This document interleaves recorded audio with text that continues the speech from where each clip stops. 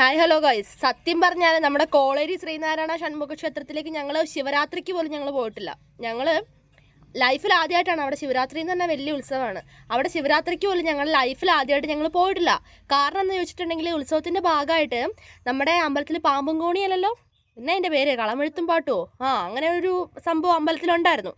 അപ്പോൾ അതിൻ്റെ അന്ന് നമ്മൾ പോയപ്പം നമ്മൾ വ്ളോഗേഴ്സാണ്, നമ്മൾ വീഡിയോ എടുത്ത് എല്ലാവരും അറിയേണ്ട ഈ കാര്യങ്ങളൊക്കെ. നമ്മൾ വീഡിയോ അല്ല കേട്ടോ, വീഡിയോ എടുത്തപ്പോഴേക്കും എല്ലാവരും വീഡിയോ എടുക്കുന്നുണ്ട്.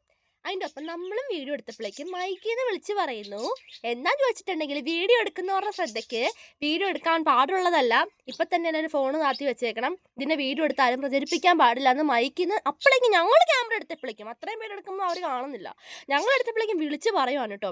അപ്പോഴേക്കും അമ്പലത്തിൽ നിന്ന് എല്ലാവരും കൂടി വീഡിയോ ഇങ്ങനെ എടുത്തുകൊണ്ടിരിക്കുന്നവൻ വരെ ഇങ്ങനെ ഈ ക്യാമറയും പിടിച്ചിട്ട് ഞങ്ങളുടെ മുഖത്തേക്ക് തിരിയും. അവൻ്റെ മുമ്പിലിരിക്കുന്ന ക്യാമറ അവൻ കാണുന്നില്ല. അവൻ എല്ലാവരും കൂടി ഞങ്ങളുടെ മുഖത്തേക്ക് നോക്കി ഇള്ളി. പിന്നെ എല്ലാവർക്കും കൂടി അങ്ങോട്ട് അട്ടഹാസം ശരിയായല്ലോ.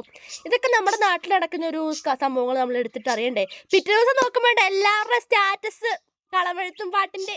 ഞങ്ങളെടുത്തപ്പോൾ ഭയങ്കര കുഴപ്പം. ബാക്കിയുള്ളവർ എടുത്തോണ്ട് പോയത് സ്റ്റാറ്റസ് ഇട്ടതിന് ഒരു കുഴപ്പമില്ല.